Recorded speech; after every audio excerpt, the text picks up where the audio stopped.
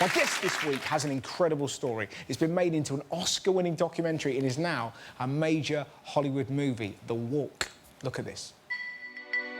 I have never obstructed justice.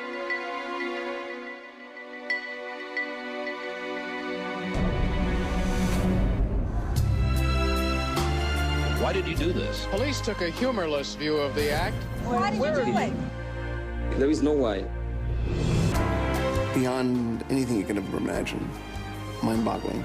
This is probably the end of my life, to step on that one. Death is very close. Et donc je criais, regardez, regardez, et il a salué. I figured I was watching something that somebody else would never see again in the world. Thought it was once in a lifetime. Every day has a true challenge, and then you live your life on the tightrope. Ladies and gentlemen, a true one-off, Philippe Petit. Philippe, thank you so much for coming on the show. Thank you very much. This is very exciting to have you on the show. Thanks for coming. The first thing I want to say, the first thing that leaps off that, not only is it extraordinary to do what you did, to walk between the Twin Towers, but to do it in flares. Are you talking about the actual design? Does that bother you? It doesn't bother me. I love the confidence, because if that had been me, I'd have gone with something really tight. But it's the fact that But it's nice that the wind is communicating with me. But how cocky can you get? That's what I love about it. Like, Not much more. No, exactly. But the only way that could have been better is if on the bottom of your flares it just went, whatever, God. I guess the first thing is, why do you do what you do? That's a great question, and I'm totally unable to answer. Okay. I mean, why do I like to become a half man, half bird? Well, maybe because I like to look at the world from above, from a different, vision. Maybe because I like to explore, I don't know, but I just love it. It's in me. My day is not the same if I don't walk the high wire, and I practice 3 hours a day at 66 years old. Wow. And that keeps me alive. So passion is the word I'm throwing at you like a ball as an answer to that impossible question. God, I like you a lot. Wait, what was... Oh, I didn't know. You know, I love... throw that at me there. I thought you were looking for something just to... One of the... What's that? Does this answer your question? I did make a sorry face, but I was thinking, in a show like this, you would agree to have my best scotch there, Oh, mate, if you want a scotch, I'll get you a scotch. I would love that. I would love a single malt if you have, or anything. Absolutely, let's do it. Oh, my God. Hey. Now, you seem naturally rebellious because you were expelled from school 5 times. No, I was not rebellious because I was expelled. I was expelled and I became rebellious. I was expelled simply because it was ridiculous for me to try to funnel down this almost like, forced goose feeding history, geography, mathematics, when I had something very important to do. I was practicing my magic.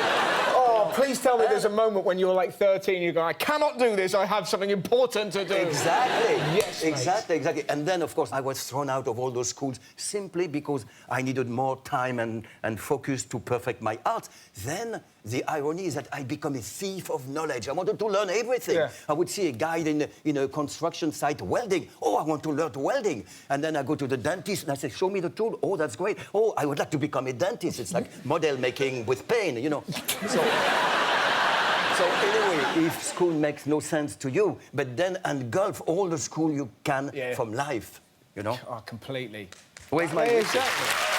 The whiskey's on its way, I think. Now, I read, and you've been arrested for street performing as well. How does that happen? More than 500 times. I put that in my resume with pride. and then I stopped counting because it was silly. So I had been arrested mostly for street juggling. I'm still doing it, street juggling, because it's illegal. Juggling? Well, I go anywhere. I did it in London for a few times. I draw a circle of chalk on a pavement, and then people come. I don't say a word because I created a comic silent character, a comic, I hope, You should never say you're a comic, of course. But anyway, I don't speak. Well, you are a born comic. Your body language is fabulous. And I can tell because in the street, that's what I do. The weird thing is I pulled an arse muscle. Forget about it. Okay. Anyway, so in my street juggling, I play with the people. What was the question? I forgot the question. I don't know. Arrested.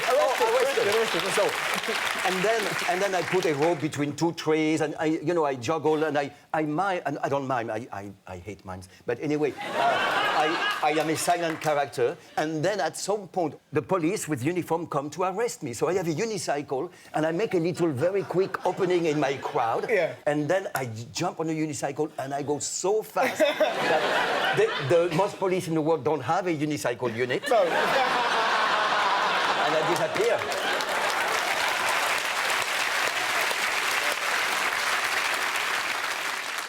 Here's a question for you. Do you not get scared when you're doing it? When you're doing Scared of what? Of dying. Like being that high up on a wire that small.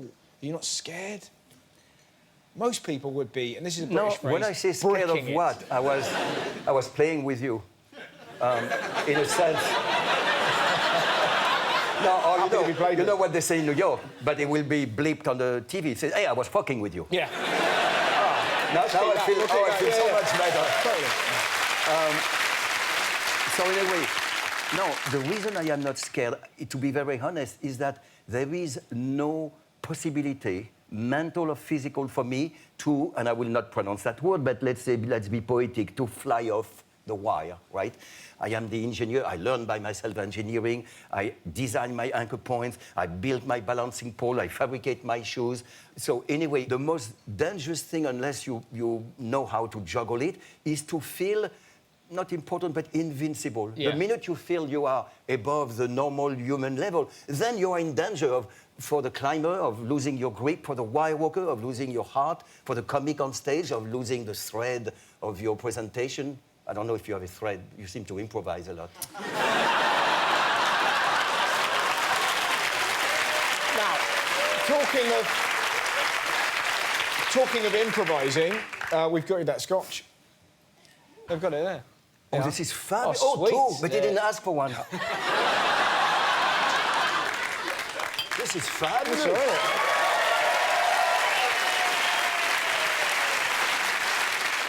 It's not finished. No. But this is my best TV show in my entire life. Oh, this is going on over here. I love this comedy.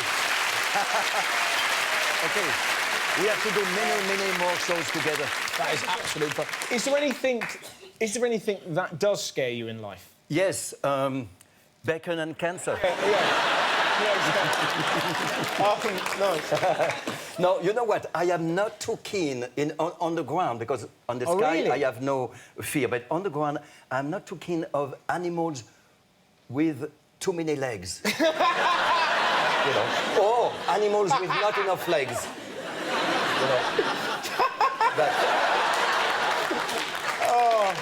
Who would have thought? This is what I'm getting at. So the only thing I would have to do to put you off from your majestic art is to fly a helicopter near you and throw a centipede at you. You have a weird mind. How have I got a weird mind? There's nothing weird about that. This is all right, isn't it? What a life, eh? I really like you. I tell you, if I was a 66-year-old lady, you and me would be going at it. Was that a question?